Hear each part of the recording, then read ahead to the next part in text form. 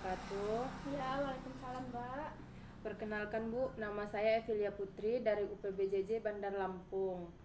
Di sini saya akan mewawancarai Ibu tentang usaha produk keripik singkong Ibu yang ada di Desa Sabalio ini. Di sini saya sudah berada sama ibunya langsung, selaku owner keripik ubi singkong. Di sini saya meminta waktu Ibu sebentar ya Bu ya. Langsung saja Bu, perkenalkan dulu Bu, nama Ibu siapa Bu dan umur Ibu berapa? Ya, perkenalkan nama Ibu Maimunah, umur Ibu 34 tahun, Mbak.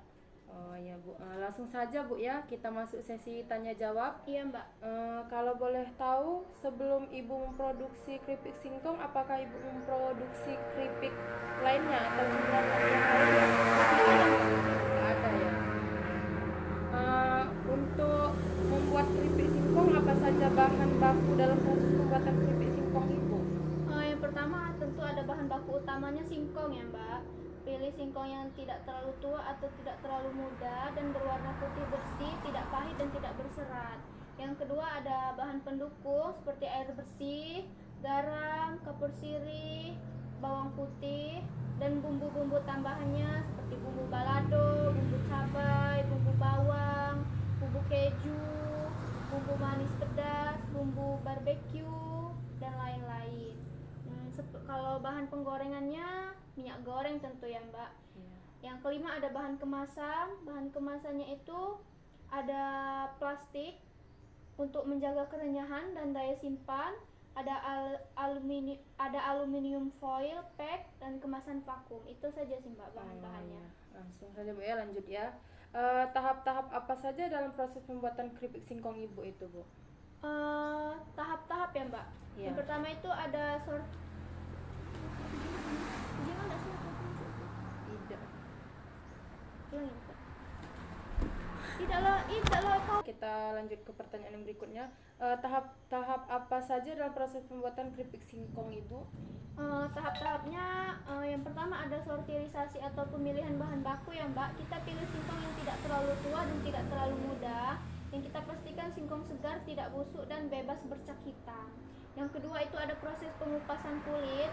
Misalnya kita mengupas kulit singkong hingga bersih, lalu kita cuci dari kotoran hingga getah hilang. Yang ketiga ada pemotongan dan pengirisan. Kita mengiris singkong menggunakan pisau atau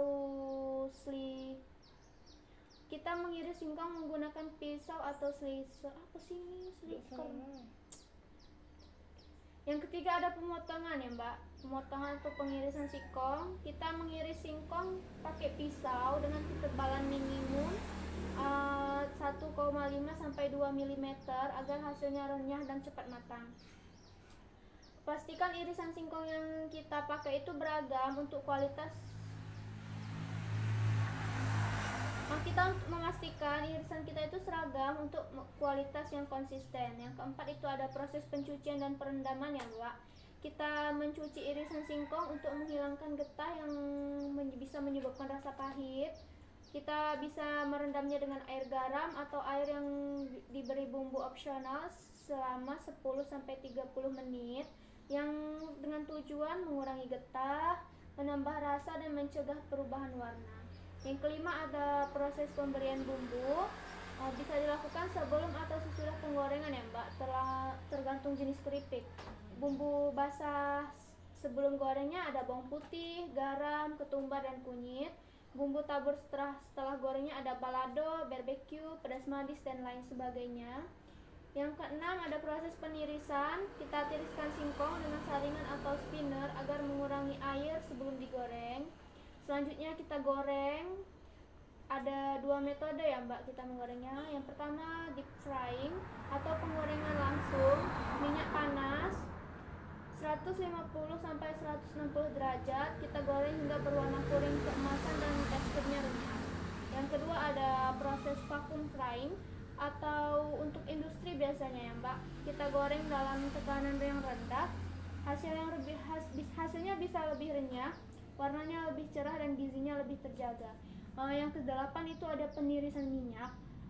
Kita pakai spinner atau tirisan di kertas minyak untuk mengurangi kadar minyak ya, Mbak. Yang kesembilan itu ada pendinginan. Kita mendinginkan bumbu tabur atau dikemas. Yang kesembilan itu ada proses pendinginan ya Mbak. Kita dinginkan di suhu ruang sebelum diberi bumbu tabur atau dikemas. Keripik yang panas, kalau dikemas saat panas itu mudah melempem gitu Mbak. Yang ke-10 ada pemberian bumbu tabur jika menggunakan bumbu kering. Yang ke-11 ada pengemasan, kita pakai plastik PP atau pakai plastik PP atau PE atau pengemasan aluminium foil. Yang pasti kemasan kedap udara ya Mbak. Yang terakhir ada penyimpanan, kita simpan di tempat kering, sejuk dan tidak terkena sinar matahari langsung. Seperti itu Mbak prosesnya. Oh iya. Semua udah siap nih kertas. Lanjut Bu ya, kita ke pertanyaan yang selanjutnya. Berapa sih biaya untuk bahan pembuatan keripik ini Bu? Untuk biaya keseluruhannya itu ada pertama untuk bahan baku ya Mbak. Bahan baku biasanya untuk sehari kita habis sekitar 300.000, 305.000 ya Mbak.